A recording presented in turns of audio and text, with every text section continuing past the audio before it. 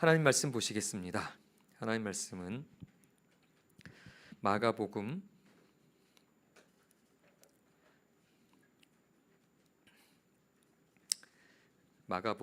마가복음 11장 22절부터 24절까지입니다.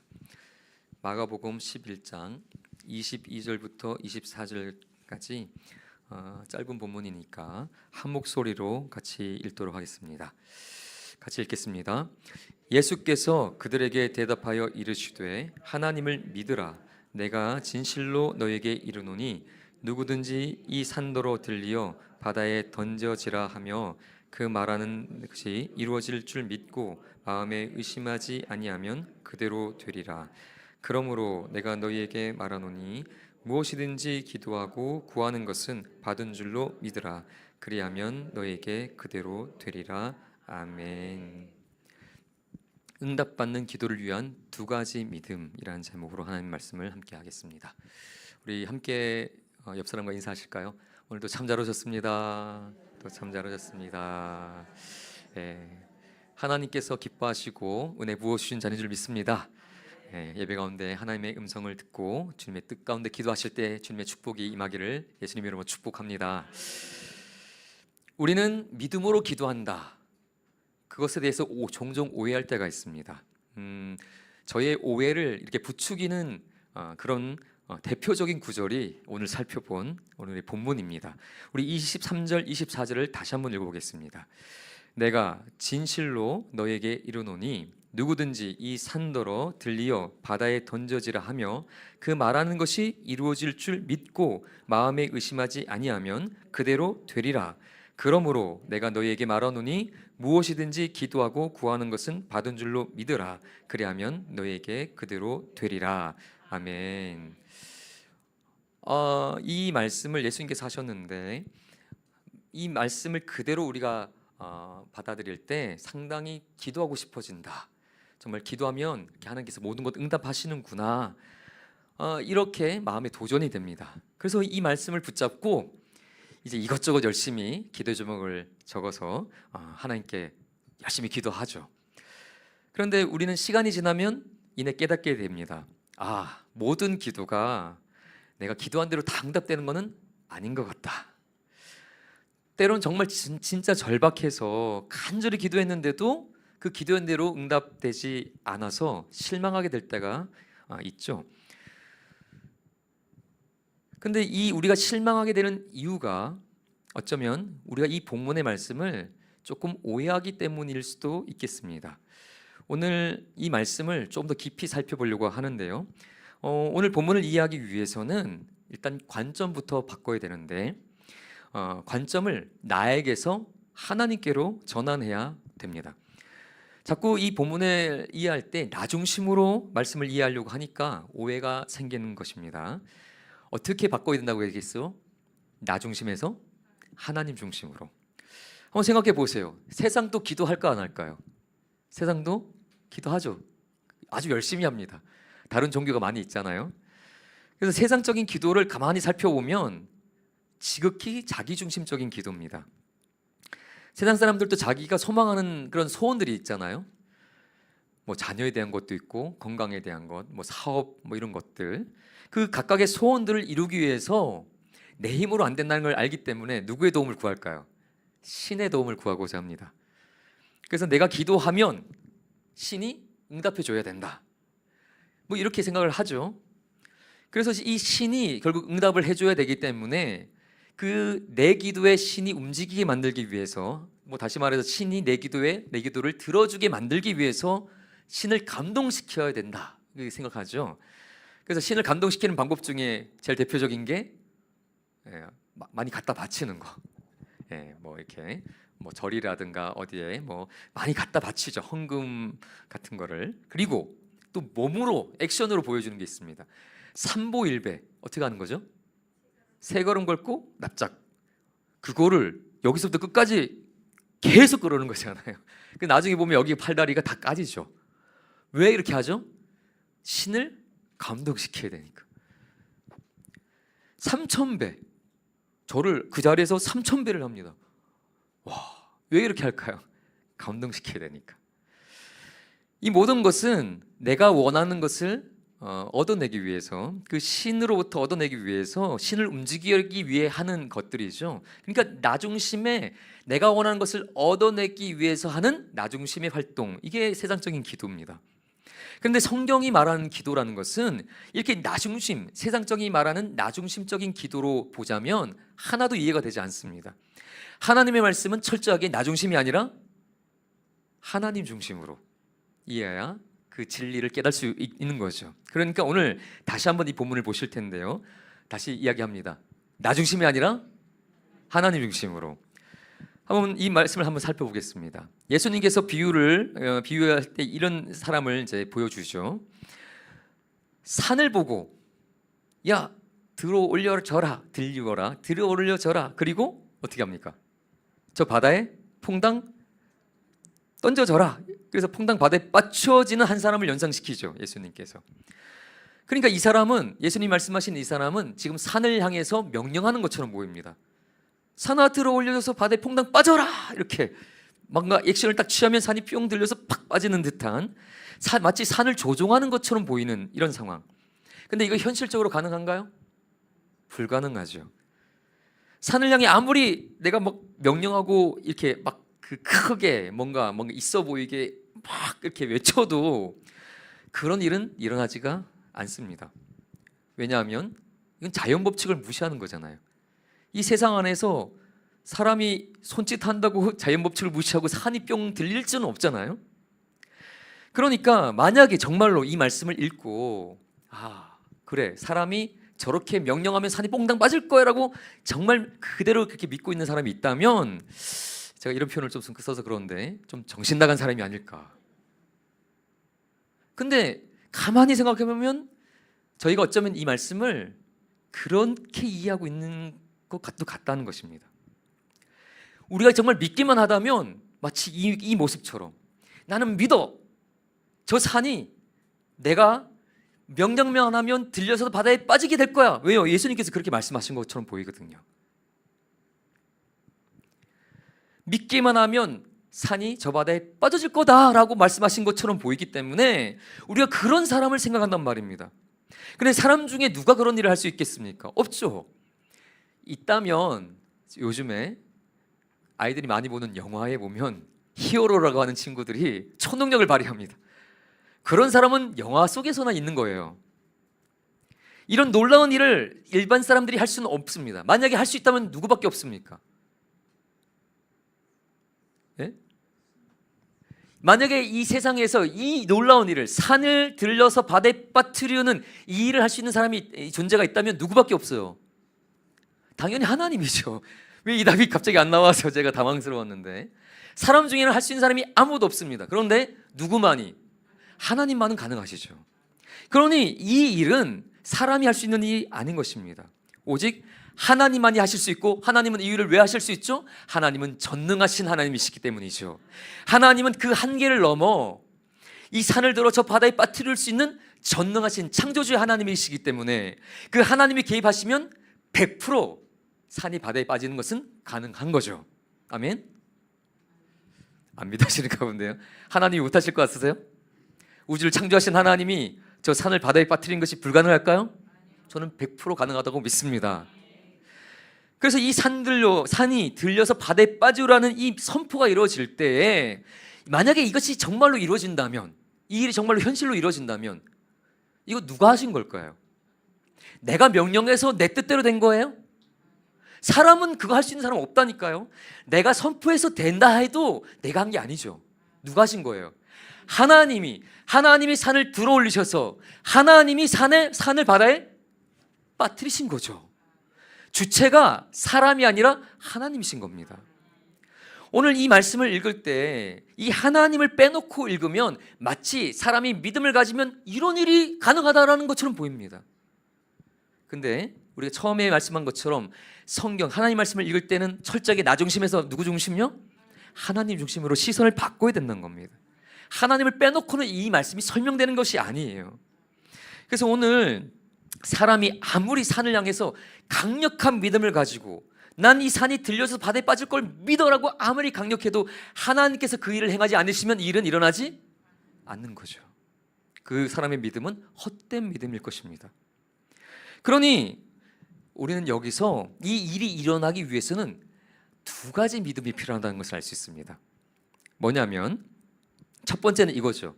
하나님은 이 산을 저 바다에 빠뜨릴 수 있는 능력이 있는 분이시다. 그러니까 말하자면 하나님은 전능하신 분이시다라는 믿음. 이 믿음이 있어야 하나님께 기도하죠. 예수님께서 지금 기도에 대해서 가르쳐 주시잖아요. 의심하지 않고 믿고 구하면 이런 일이 일어난다고 말씀하셨기 때문에 지금 기도에 대해서 알려주시는 건데 어떤 태도로 기도해야 된다는 거, 어떤 믿음. 첫 번째는 하나님의 전적인 그 전능하심에 대한 믿음, 이 믿음이 필요하다는 거죠. 그래서 이 믿음이 있기 때문에 기도하는 것입니다. 그런데 문제는 이 믿음만으로는 반쪽짜리라는 겁니다. 여러분, 결국 두 번째 믿음이 필요한데요. 두 번째 믿음이 뭐냐면 하나님이 이 일을 하실 거라는 믿음입니다. 다시요, 저를 한번 따라해 보실까요? 하나님이 이 일을 하실 거라는 믿음. 자, 다시 설명해 드리면 이렇게 했습니다. 하나님은 산을 들어 바다에 빠뜨릴 수 있는 능력 있는 분이죠. 나는 믿습니다. 근데 두 번째 믿음이 뭐냐면 그 능력 있으신 하나님이 정말로 그 산을 들어 바다에 빠뜨리실까? 빠뜨리실 거야 라고 믿을 수 있어야 된다는 거예요. 근데 그것이 정말로 일어날까요? 안 일어날까요? 이건 사실 알 수가 없죠. 여기에 이 말씀에 대한 좀 아주 중요한 포인트가 있습니다. 오늘 한번 말씀을 다시 한번 읽어보겠습니다. 마가복음 11장 23절 예수님께서 분명히 이렇게 말씀하셨거든요. 내가 진실로 너에게 이르노니 누구든지 이 산들로 들이어 바다에 던져지라 하며 그 말하는 것이 이루어질 줄 믿고 마음에 의심하지 아니하면 그대로 되리라. 마음에 의심하지 않는다라고 할 때요, 하나님은 그런 능력이 있음을 난 100% 신뢰합니다만이 아니라 그 믿음이 있으니까 기도한 거란 말입니다. 그런데 두 번째 믿음이 있어요. 그 하나님이, 그 전능하신 하나님이 저 바다를 지금, 저 산을 바다에 빠뜨릴 거라고 의심하지 않고 믿을 수 있냐는 거예요. 그렇게 믿을 수 있을까요? 왜요? 하나님이 지금 하실 일이 많잖아요. 어려움에 처한 사람, 또 힘든 가운데 있는 사람, 많은 절망 중에 있는 사람, 돌발될 때 사람들도 많고 하실 일이 많은 하나님이 오늘 왜 갑자기 산을 저 바다에 빠뜨리는 일을 그걸 왜 해야 되죠?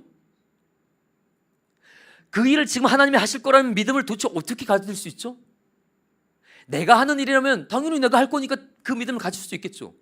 그런데 하나님이 하신 일이잖아요. 하나님이 하실 일인데 내가 어떻게 그걸 확신할 수 있냔 말입니다. 의심하지 않고 믿을 수 있어요? 하나님이 내가 말하면 이거 이렇게 반드시 할 거야. 하나님은 능력 있는 게 맞지만, 하나님은 전능하신 분이니까 그걸 할 수 있는 분이 맞지만 내가 말한 대로 그걸 하시라는 보장이 어딨냔 말이죠. 그래서 오늘 이 말씀을 읽을 때 두 가지 차원에서 생각해야 되는데 제가 조금 더 예를 들어 드리겠습니다. 오늘 예수님께서 비유하신 이 말씀을 조금 요즘 제가 이해하는 방식으로 설명하자면 이렇게 비유를 하고 싶습니다. 만약 어떤 사람이 나는 하늘을 날 수 있어라고 믿는 사람이 있어요. 아주 신념이 강합니다. 나는 반드시 하늘을 날 수 있어. 그렇게 강하게 믿고 이 믿음대로 실제로 옥상에서 뛰내리면 어떻게 될까요?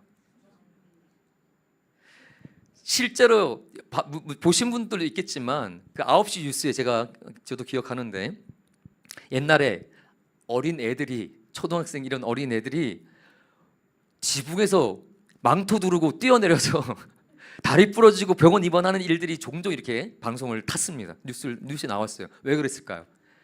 슈퍼맨이라는 영화가 나와서 그 영화 보고 망토 두르고 날면 날 수 있겠구나 이렇게 애들이 믿고 실제 뛰어내리는 이들이 있다는 거예요. 그래서 다쳤대요, 많이. 여러분, 아무리 강력하게 나는 저 슈퍼맨처럼 날 수 있다고 믿는다고 해도 자기가 정말 날 수 있는 능력이 없는데 그게 가능하지 않죠. 그들의 믿음은 진짜였지만, 난 날 수 있다는 믿음이 진짜였지만 그거를 날 수 있게 하는 존재는 자기가 아니잖아요. 만약에 누군가가 그렇게 하늘을 날 수 있다면 자기 능력이 아니라 누가 하면 가능해요? 하나님이 하시면 가능하겠죠. 실제로 엘리야 선지자는 병거 타고 하늘로 올라갔습니다. 하늘을 나른 거죠. 자기 능력이 아니라 하나님께서 불러 올리셨잖아요. 하나님이 그를 불러 올리시면 하늘을 날 수도 있는 거예요. 저는 그렇게 믿어요. 그런데 문제는 하나님이 지붕에서 뛰내려오는 애를 아무리 믿음이 강해도 걔를 왜 날게 해야 되냔 말이죠. 하나님이 그 일을 왜 해야 되죠?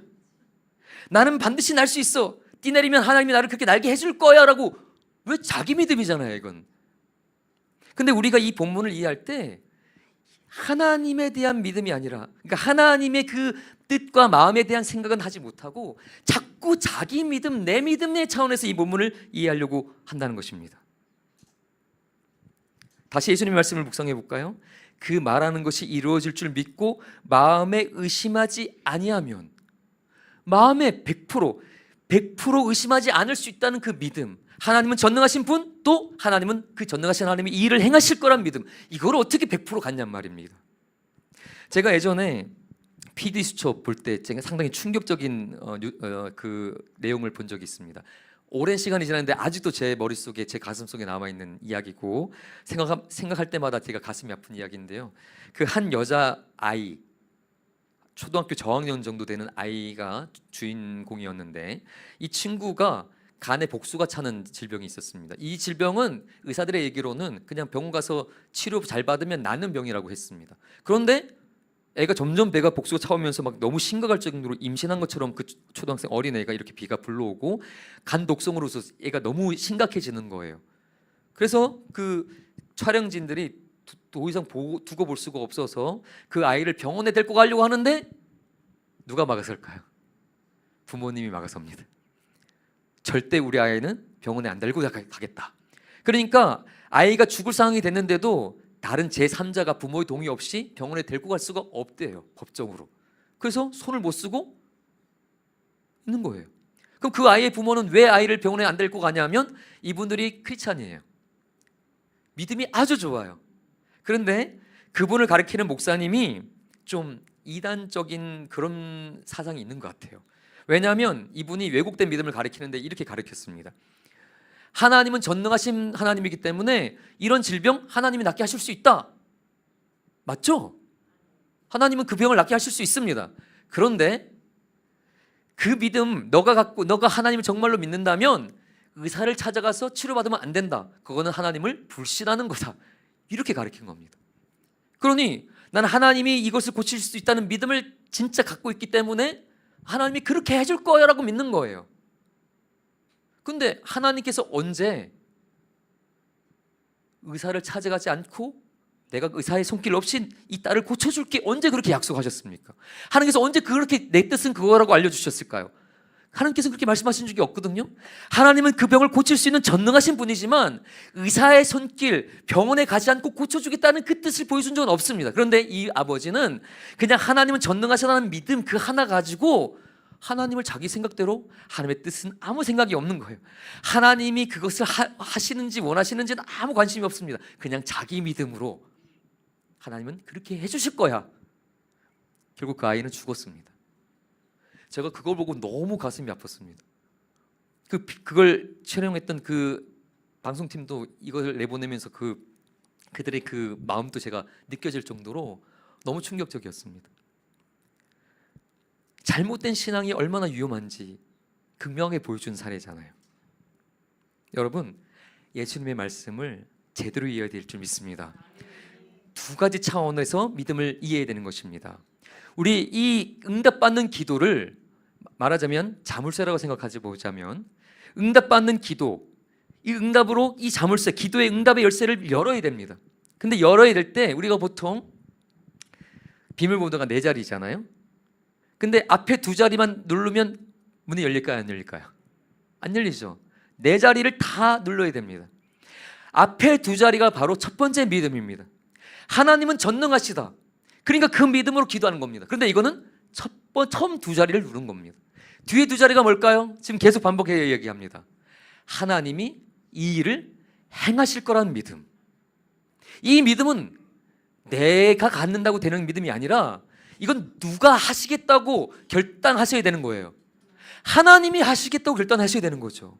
그러니 기도하는 내가 하나님은 이건 하실 수 있는 분이 맞아. 그런데 하나님이 그 능력으로 지금 이 일을 하실 거야 라고 확신할 수 있어야 이 일이 이루어진다는 거죠.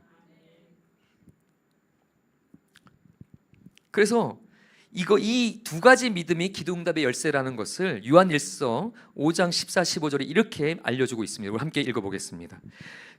그를 향하여 우리가 가진 바 담대함이 이것이니 그의 뜻대로 무엇을 구하면 들으심이라.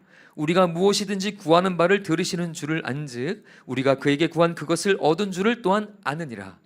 여기 두 가지가 합쳐져 있죠. 우리가 무엇이든지 구하는 바를 들어주시고 응답해 주신다, 이것만 있는 것이 아닙니다. 그 앞에 그의 뜻대로 무엇을 구하면, 두 가지 비밀번호가 같이 있는 거죠.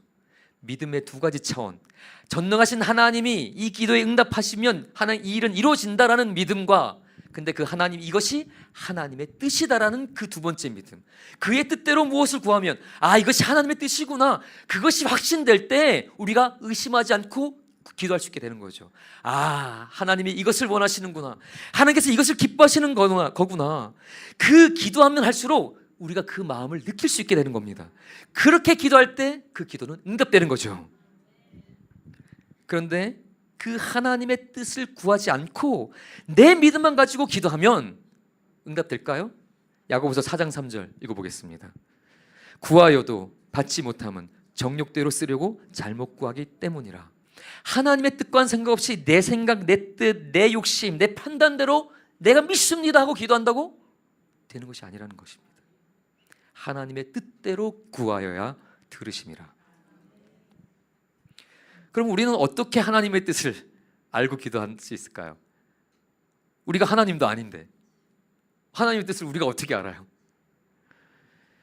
근데 이미 이 본문을 가지고 담임 목사님께서 전에 말씀을 전해주셔서 제가 좀 사실 부담이 됐지만 그때 하셨던 말씀과 저는 동일한 말씀을 전할 겁니다. 누군가를 알면 알수록 우리는 어떻게 되냐면 그 사람에 대해 잘 알면 알수록 그 사람이 뭔 생각을 하고 어떻게 행동할지를 예측할 수 있게 되죠. 제일 대표적인 게 그겁니다.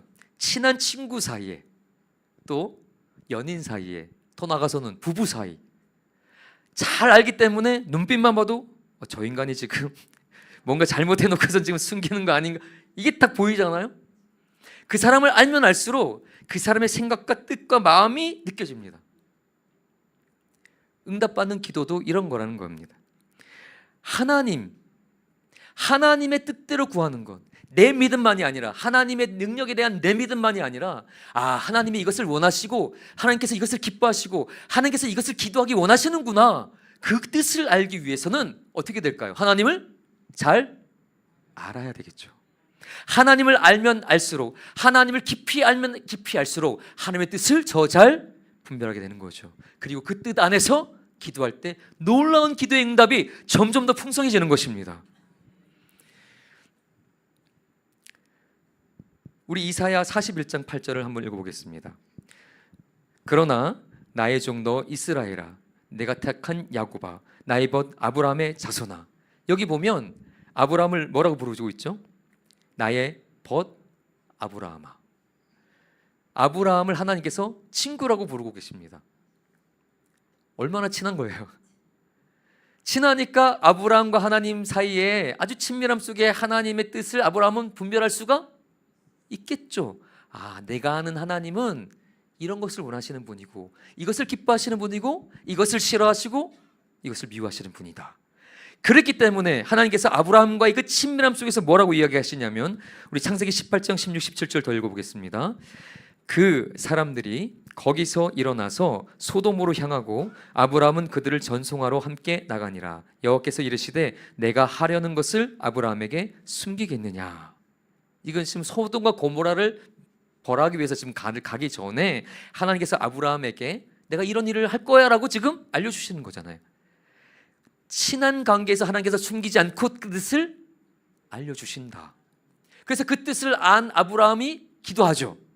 하나님, 저 소돔과 고모라 성에 의인이 혹시 있다면 그 긍휼과 사랑의 하나님, 내가 아는 그 사랑의 하나님이 그들을 그렇게 벌하기를 원하지 않으실 것 같은데요. 하나님, 만약에 의인 50명만 있다면 좀 거기를 용서해 주시면 안 될까요? 그래, 용서해 줄게. 지금 하나님의 뜻을 너무 잘 알고 있잖아요, 아브라함이. 긍휼의 하나님, 사랑의 하나님이 원하시는 기도 왜 나에게 알려주셨을까? 나보고 뭐 하라고? 기도하라고. 그 뜻을 척척 알아듣는 것입니다. 하나님과의 친밀한 관계 속에서 하나님의 뜻을 분별하니까 그 뜻에 합당한 뭐 하는 거예요? 기도하는 거죠. 그리고 그 기도하니까 하나님께서 어떻게 해요? 그 아브라함의 기도를 들어주시잖아요. 그래, 내가 용서해 줄게. 아, 하나님 45명은 안 될까요? 그래. 40명은요? 그래. 30명은요? 그래. 20명은? 그래. 10명은요? 그래. 하나님의 뜻을 알고 그 뜻대로 기도하니까 하나님께서 다 응답해 주십니다. 그 친밀함 속에서 하나님 뜻에 합한 기도를 하니까 다 응답해 주시는 것. 이게 아브라함의 모습입니다. 우리도 이렇게 기도해야 되지 않을까요? 저 어릴 때는 그 믿습니다의 기도에 대해서 아주 강조를 많이 받아서 저도 그렇게 기도했지만 시간이 지날수록 믿습니다보다 더 중요한 것은 하나님의 뜻이구나를 점점 깨닫게 됩니다. 제가 예전에 장로님이 쓰신 책을 이제 읽었을 때 그 책이 상당히 인상 깊은 내용이 있었습니다. 그 장로님이 상당히 유명하신 교수님이시거든요. 하여튼 그분이 연세가 50이 넘으셔서 거의 60 가까이 되셔서 평생을 신앙생활을 했는데 한 가지 마음에 항상 짐처럼 느껴졌던 게 뭐였냐면, 내가 장로교인으로서, 그분은 이제 장로교인이니까 장로교인으로서 평생 살아왔지만 열심히 예배하고 신앙생활하고 뭐 전도하고 뭐 다녔지만 내가 하나님과의 친밀함을 얼마나 누리고 있나, 그거에 대한 항상 갈급함과 그 답답함이 있었다고 합니다. 그래서 주변에 보면 어떤 사람들은 내가 하나님과 이런 친밀함 속에서 이런 걸 느끼고 저런 걸 느끼고, 또 심지어는 하나님께서 저에게 이렇게 말씀해 주셨어요, 뭐 이런 말들을 하는데 자기는 하나님을 믿긴 하지만 하나님의 음성을 들은 적도 없고, 그 음성이 뭐 귀로 듣는 게 아니잖아요. 이 마음에 주시는 어떤 그런 하나님과의 친밀함 속에서 오는 그런 것들이 있잖아요. 그 하나님 주시는 마음, 어떤 생각, 그 감동, 그런 것들을 잘 못 느낀 거예요. 그래서 맨날 답답하다가 안 되겠다, 내가 더 나이 듣기 전에, 이제 지금 60 거의 가까이 되셨다 했잖아요. 더 나이 듣기 전에, 내가 평생 신앙생활했는데 내가 너무 진짜 너무 답답하다, 더 늦기 전에 결단하자. 그래서 예수전도단이라는 그 유명한 청년들, 대학생 선교단체가 있습니다. 유명하죠, 예수전도단. 거기서는 뭐 하나님의 음성 듣기 이런 뭐 세미나도 많이 하거든요.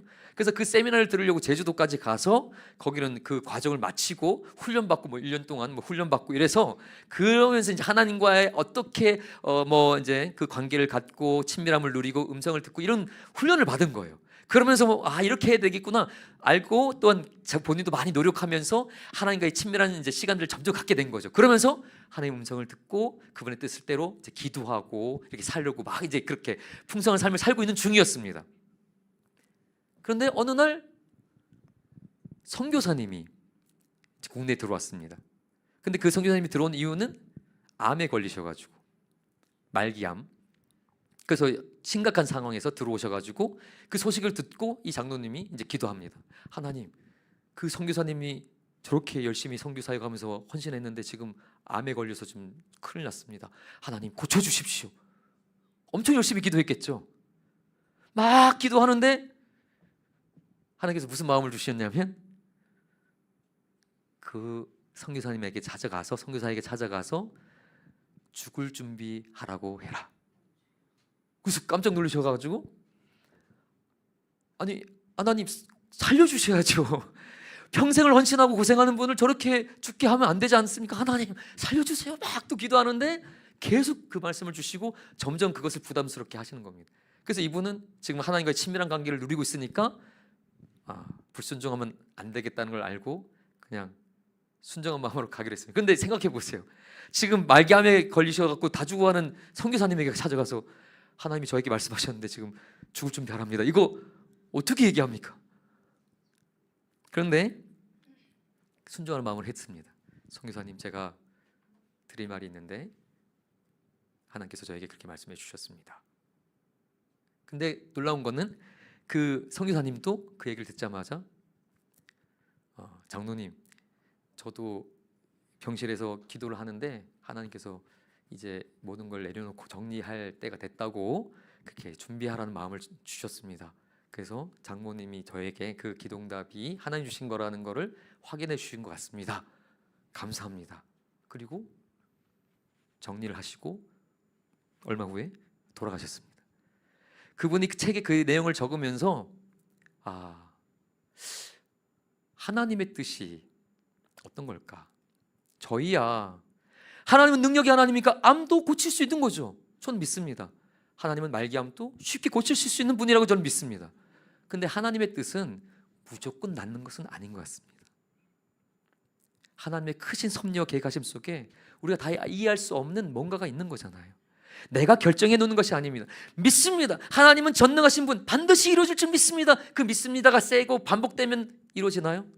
아니요. 그거는 앞에 비밀번호만 누른 거라고요. 하나님은 전능하신 분이 맞고 이 병을 고쳐줄 수 있는 능력이 하나님인 것을 믿지만, 그런데 하나님 지금 이 순간에 무엇을 원하십니까? 하나님의 뜻은 뭘까요? 때로는 그 하나님의 뜻이 내 뜻과 같지 않아도 하나님의 뜻을 내가 기꺼이 받아들이고 순종하겠습니다. 그 마음이 있어야 하나님의 뜻대로 이루어지는 기도가 우리 삶에 이루어지는 거죠. 말씀을 마치겠습니다. 여러분, 우리 성도님들은 대부분 자녀가 있으실 텐데요, 자녀를 위해서 많이 기도하실 겁니다. 많은 기도를 하시겠죠. 근데 이 중에 혹시 누군가가 그런 기도 할 분은 없겠지만 제가 가정에서 얘기해 드리자면, 혹시 이 중에 누군가는 열심히 하나님 우리 아들 하루에 딱 100만 원만 벌게 해주세요. 그래서 교회에서 11조 제일 많이 하는 그런 신실한 복된 사람 되게 해주세요. 뭐 나쁜 건 아니죠. 부모님이 이제 자식을 위해서 사랑하는 마음으로 또 뭐 많은 헌금하고 11조 교회 위해서 헌신하겠다는데, 그런데 저는 하나님이 그렇게 해줄 줄 믿습니다 하면 하나님이 해주셔야 되는 건가요? 왜요? 내 믿음은 강력해도 하나님이 왜 그걸 해주셔야 되죠? 하나님이 나는 저 산을 들려 바다에 던질 수 있어, 하나님이 그런 능력이 있는 줄 믿습니다 해도 하나님이 왜 저 산을 바다에 던져야 되죠? 내가 그걸 의심하지 않고 100% 믿을 수 있나요? 내 아들 100만 원 매일 벌게 해줄 수 있다고 내가 100% 믿고 그렇게 기도할 수 있나요? 저는 왜 하나님이 굳이? 여러분, 하나님의 뜻이 뭘까요? 자녀를 사랑하는 마음으로 믿음으로 기도하는 것도 좋지만 뭘 우선해야 될까요? 내 자녀를 향한 하나님의 뜻은 뭘까? 그 뜻에 합한 기도를 해야 하나님의 뜻대로 응답되지 않을까요?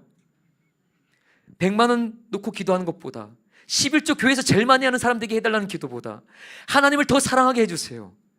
하나님의 복음을 세상에 전하는 사람 되게 해주시고 거룩한 삶, 정결한 삶을 살아 그 삶을 통하여 하나님의 영광을 나타내는 그런 복된 믿음의 사람 되게 해주세요. 그 기도를 하나님께서 기뻐하지 않으실까요? 그 기도는 왜 뒷전이고 왜 다른 기도가 우선일까요? 하나님의 뜻에 맞는 기도, 그것을 구할 때 하나님의 응답하심이 있습니다. 오늘 우리의 기도를 점검하기 원합니다. 나에 대한 기도, 우리 가정에 대한 기도, 교회, 또한 우리 사랑하는 자녀, 나라와 민족에 대한 기도 마찬가지입니다. 무엇을 먼저? 하나님의 뜻, 하나님의 나라, 하나님의 영광, 그것을 분별하고 하나님이 무엇을 기뻐하실까를 분별하여 그 기도 제목을 발견하고 붙잡고 기도한다면 그 하나님의 뜻에 합한 놀라운 축복과 응답하심이 우리 가정과 우리 삶과 우리 교회와 나라 민족에 임하게 될 줄 믿습니다. 우리 함께 기도하시겠습니다. 나의 기도를 돌아보며 나는 내 믿음으로만 너무 기도한 것은 아닌지, 전능하신 하나님을 믿는다는 그 믿음 하나로 기도했던 것은 아닌지, 그 하나님이 이 일을 행하실 거라는 하나님의 뜻을 알고 그 뜻대로 구하는 기도는 내가 너무 소홀했던 것은 아닌지, 이제 나의 기도를 돌아보며 하나님의 뜻을 발견하게 도와주시고 하나님의 뜻을 분별하게 도와주시고 주님과의 친밀한 사랑 안에 나를 거하게 해주셔서 하나님을 더 알기 원합니다. 주님을 아는 만큼 하나님의 뜻을 분별하게 하여 주시고 그 뜻을 붙잡고 기도하게 하여 주시옵소서. 나의 기도의 확장이 될 수 있도록 나의 기도가 더 깊은 기도가 될 수 있게 해달라고 우리 앞에 기도하며 나가겠습니다. 기도합니다. 하나님 아버지, 이 시간에 함께 기도합니다. 오늘 주님께서 우리 가운데 함께 하여 주시고 우리의 기도의 지평을 넓혀주시며 응답받는 기도하는 그런 아버지 지혜로운 기도자들 되기 원합니다. 나의 믿음만 좋다고 내가 하나님의 그 능력만 신뢰한다고 모든 것이 되는 것이 아니라 오늘 하나님의 그 일을 행하실 것이라는 그 믿음, 하나님의 뜻에 대한 확신, 그 확신 없이 기도하는 것은 아버지 반쪽짜리 믿음이라는 것을 깨닫습니다. 아버지는 하나님과의 그 친밀한 사랑의 관계 속에서 주의 뜻을 분별하기 위하여 말씀을 읽게 하여 주시고 기도하게 하여 주셔서 주의 뜻을 분별케 하여 주시고 성령님 내 안에 역사하여 주시어서 이제 하나님의 마음의 깊은 것을 아시는 성령님께서 내 안에 하나님의 뜻을 분별할 수 있는 지혜와 능력을 허락하여 주시고 그 뜻을 붙잡고 그 마음에 합한 기도함으로써 하나님의 응답하심이 넘쳐나는 그런 우리 가정이 되게 하여 주시고 우리 삶이 되게 하여 주시고 우리 교회가 되게 하여 주시고 이 나라 민족이 되게 하여 주시옵소서. 이제 아버지 나의 욕심을 따라 기도하며 내 정욕을 따라 구하는 그런 아버지 믿음이 있는 것 같지만 반쪽짜리 믿음 응답되지 못하는 그런 기도자가 아니라 오늘 하나님의 뜻을 분별하여 주의 마음에 합한 기도자, 주의 뜻을 통하여 하나님의 영광을 나타내는 기도자, 주님의 살아계신 그 주님의 마음에 합한 주의 영광을 나타내는 그런 아버지 주님의 응답하심을 경험하는 그런 믿음의 기도자 될 수 있도록 우리를 붙잡아 주시옵소서. 주님 감사합니다. 주님 찬양합니다. 하나님, 오늘 또 주님의 은혜를 사모합니다. 우리가 주님의 살아계신 그 주님의 전능하심을 믿기에 오늘 또 예수님의 이름으로 간구합니다. 우리를 붙잡아 주시고 강건케 하여 주시고 우리 가운데 하늘의 복을 허락하여 주시옵소서. 그러나 아버지, 우리 뜻대로 구하는 것이 아니라 우리의 소원을 이루는 것이 아니라 우리의 마음대로 하나님을 조종하는 것이 아니라 이 모든 일은 하나님이 주관하시는 것이기에 우리의 뜻을 하나님의 뜻에 맞춰가며 기도할 수 있도록 하나님, 우리에게 하나님의 뜻을 분별할 수 있는 은혜를 허락하여 주시옵소서. 하나님의 깊은 것을 아시는 성령님, 우리 가운데 더 충만히 역사하셔서 하나님의 뜻을 분별할 수 있는 지혜를 주시고 그 하나님의 마음을 알 수 있는 그 마음을 허락해 주셔서 이제 내 뜻대로 기도하는 것이 아니라 하나님의 뜻대로 기도하고 하나님의 뜻을 분별하여 그 뜻 안에서 기도할 때에 더욱더 놀라운 풍성한 축복과 은혜와 하늘의 복이 우리 가정과 사업과 우리 자녀와 우리 교회와 나라 민족 가운데 임하도록 역사하여 주시옵소서. 감사하며 예수님 이름으로 기도합니다. 아멘. 우리 함께 찬양하시겠습니다.